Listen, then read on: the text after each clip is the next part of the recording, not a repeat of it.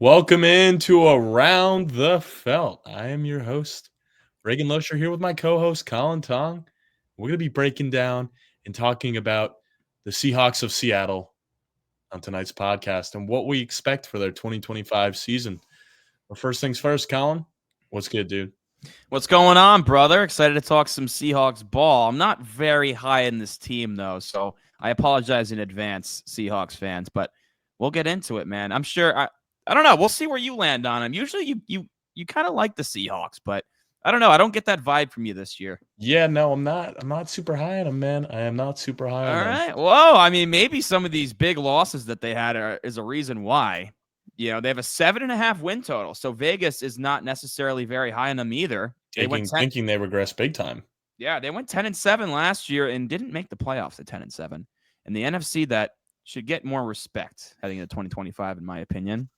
Some key additions here, of course. New quarterback, Sam Darnold, Cooper Kupp, Demarcus Lawrence, and then their first-round pick, Gray Zabel. Yes, they took a guard at 18 from an FCS school, North Dakota State. Bold move. And Nick Emmanwori, the safety from South Carolina, which if they would have took him at 18, I wouldn't have hated it. So maybe that's their saving grace. It's another Lions situation where, you took the linebacker in the first, the not premium position, and it worked out in the second.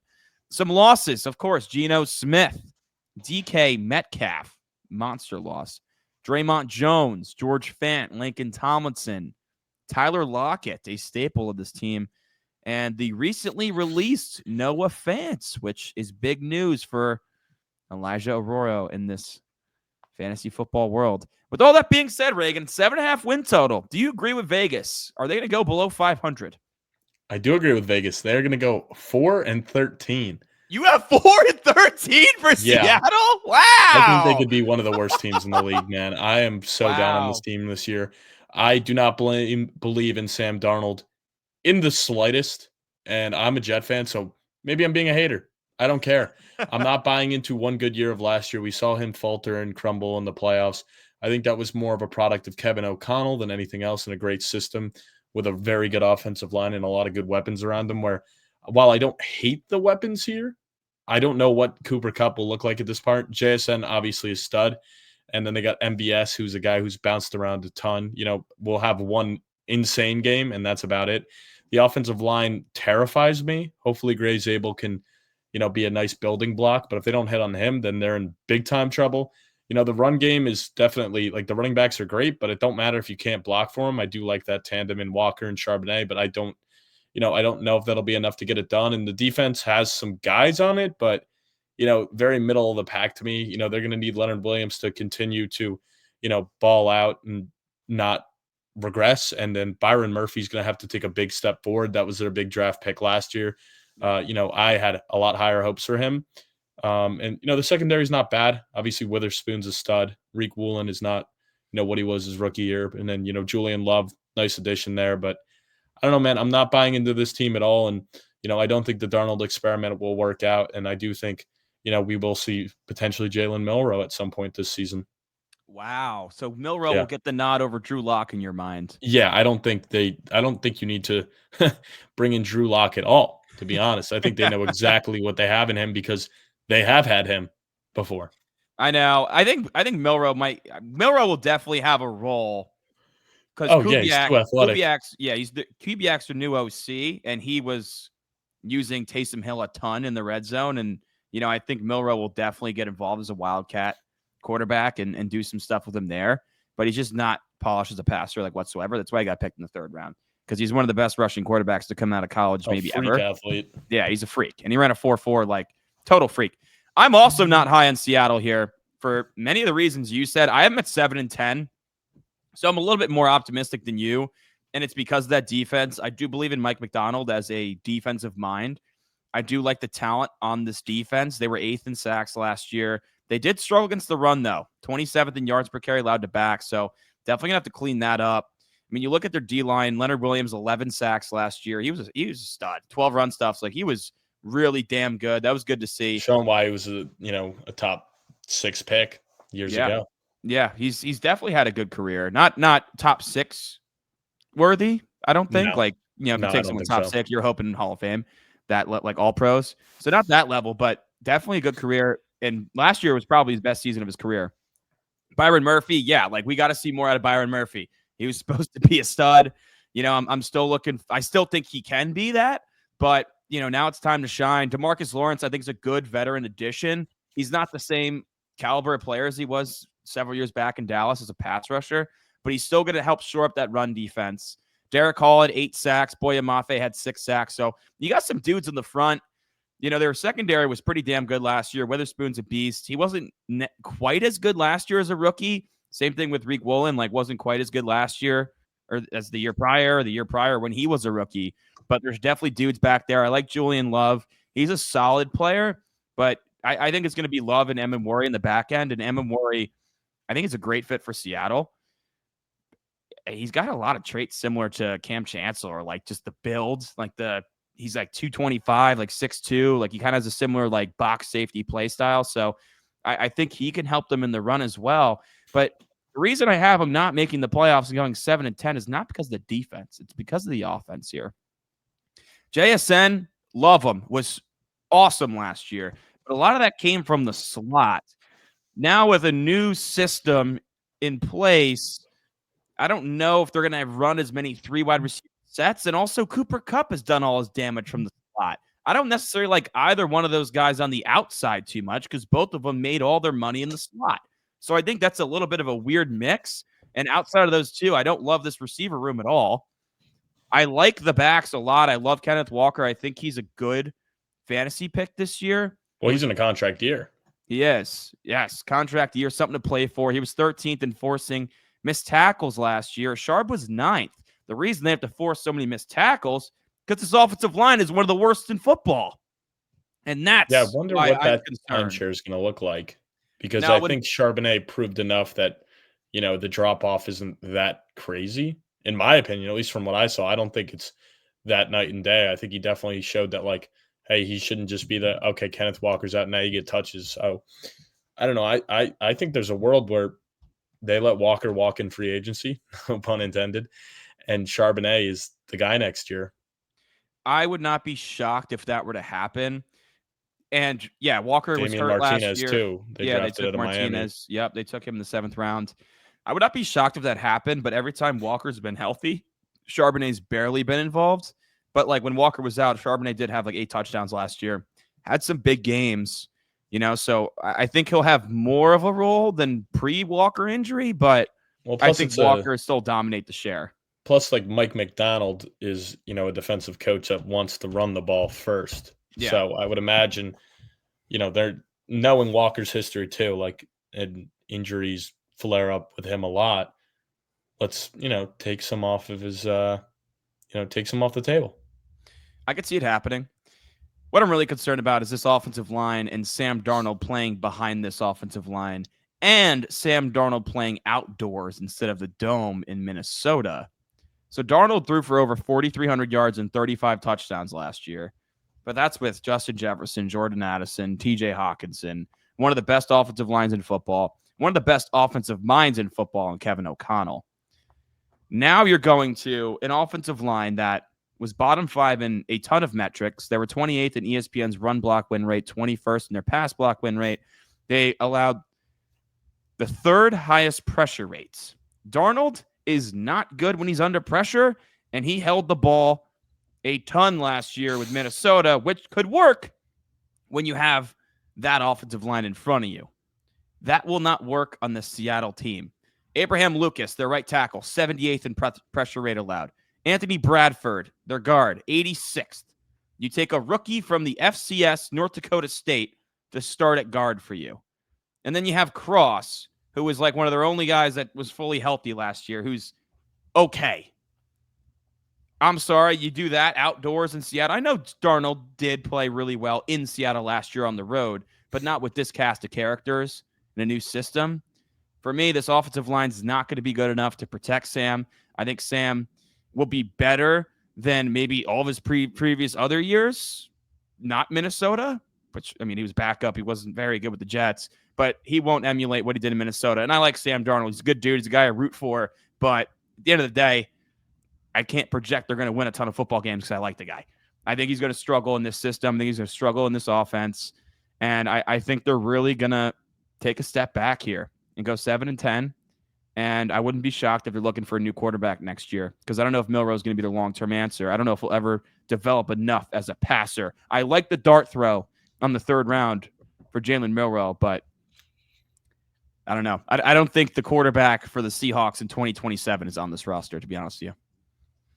In 2027? Well, I mean, I think if what I'm predicting happens, they're going to have a top 5 pick. And at that point, I feel like you have to draft a quarterback, because that means Sam Darnold You're saying 2026. You're just like saying full 2026. go. I think You're going full go.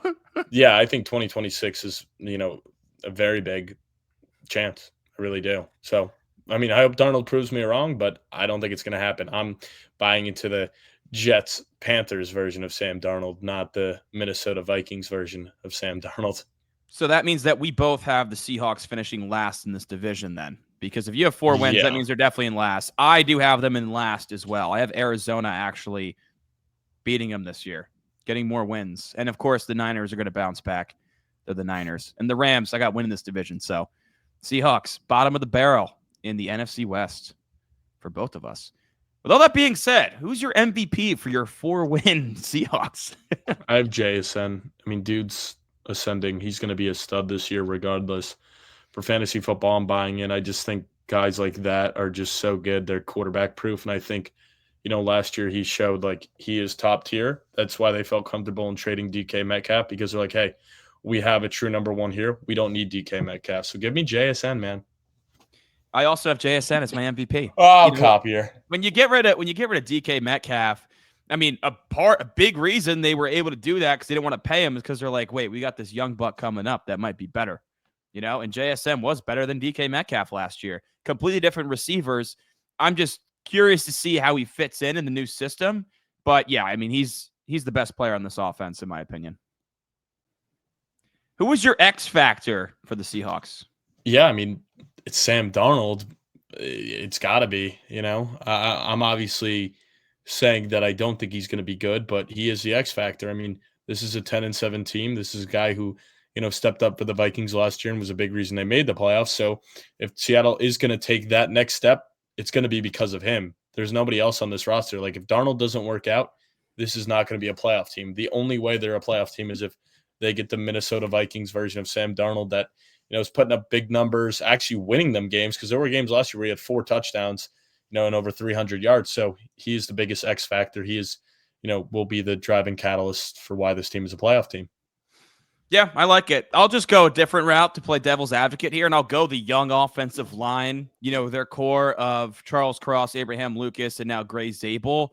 They need those guys to live up to where they were drafted. Now, Lucas was a late pick, but particularly Zabel and Cross, both first-round picks. They got to live up to it. They got to protect Darnold. This guy's going to hold the ball. He won't be successful if these young bucks can't gel and give him some protection. So I went with the young guys up front.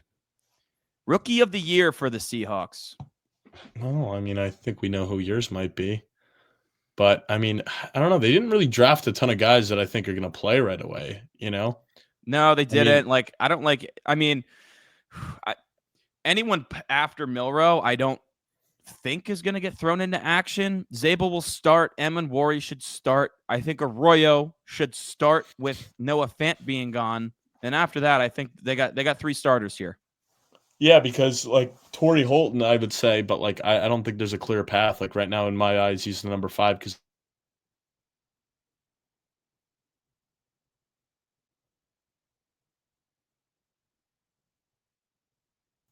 So like I was saying, so it seems like Bobo, is going to have a role in MVS. So I'm going to go with Arroyo.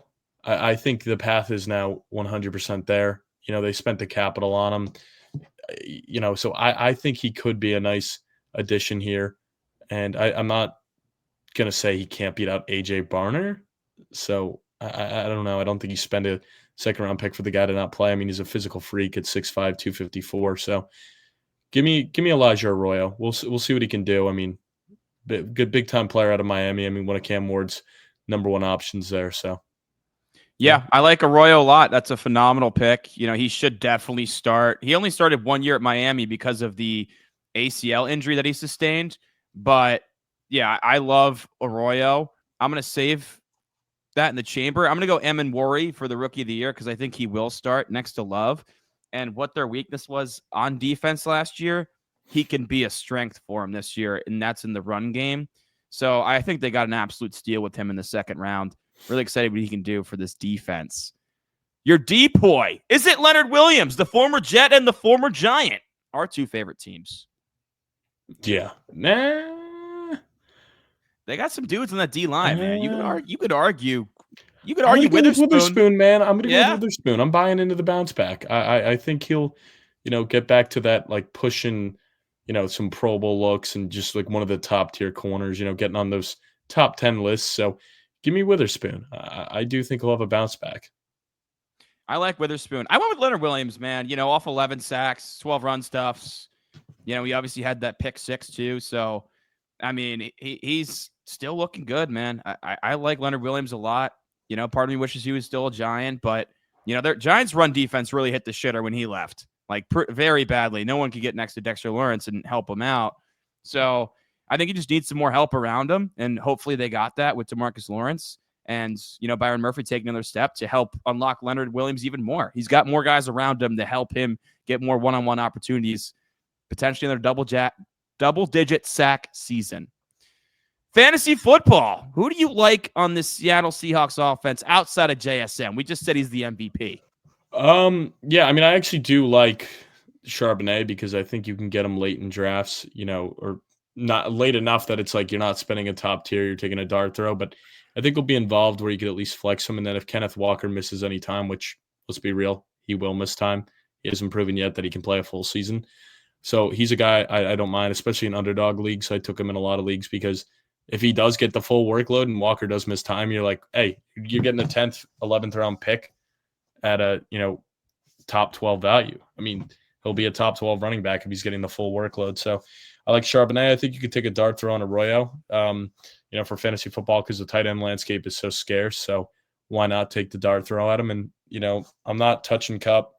I'm not touching MVS. Smith and Jigba I'll take. I'm not touching Darnold in any fantasy leagues. I mean, like in Dynasty, I have him, but he's not going to be starting for me. Yeah, we're on the same wavelength here. I mean, I love Kenneth Walker at his ADP this year. I mean, he's going to be a beast in the run game. He's going to score. They're going to want to run the football. And I really like Arroyo, particularly in best ball and stashing him in Dynasty. Redraft, no, he's not going to be your guy for redraft. I mean, maybe you're not stashing 3 tight ends, right? Maybe use a tight end 2, fine. Tight end 2, fine. But like it is a little risky. That's why best ball, I'm taking the shot on him for sure. Because if I think he's going to start, and Darnold really hit Hockenson a lot down the stretch last year when Hockenson got back healthy. And when you look at this offense, like if you haven't checked out our Rams episode, check it out. But we just talked about Kupp and how he's really fallen off a cliff. Like the guy cannot get open anymore. He actually was like bottom 10 in separation score last year. So injuries have caught up to him. They need someone else to be a weapon in this offense, in this passing game outside of JSN. And if we're both right that Kupp is on the wrong side of the cliff here, then I think Arroyo could be the one to benefit. Now, especially with no Fant. Now, would you take Milroe in like last round in underdog drafts? No, because there's still guys in the last round of underdog drafts that I'd rather take at receiver that offer a floor. Like I know Jackson Milroe would probably be a top 5 fantasy quarterback if you were to. Who do you think there's a more likely chance of playing this year, Jackson Dart or Jaylen Milroe? Because both are going undrafted in all the best ball drafts. Yeah, Dart. But you would take Dart over Milroe then, right? Because Dart's going undrafted. I mean, yeah. Well, no, because the whole reason for taking Milroe is the fact that, like, if he were to play, like, yeah, he won't be a good NFL quarterback most likely, but for fantasy, that rushing ability, it's like a guy that could go for 100 yards and 2 touchdowns in any game is like, scary good. So I would be taking him purely because of the fact that he has top 5 fantasy upside. Where Jackson Dart, if he plays, like, do we really think he's going to be relevant for fantasy? Probably not. Probably not, but I would only take, because I'm not taking Tyler Show at all. No, I'm not taking Shuck either. I'm not taking any of them. I'm not taking Cam Ward at all either. The only reason I would consider Milroe is because of the athletic ability. It's just tough with Milroe. I think you're just wasting a roster spot. Probably. Like, a lot would have to go wrong in Seattle for Milroe to actually like start for them this year. I think it's possible. You I know, think it's likely. I think it's you're going to predicting happen. it. You're predicting it. That wraps up our Seattle Seahawks 2025 prediction pod.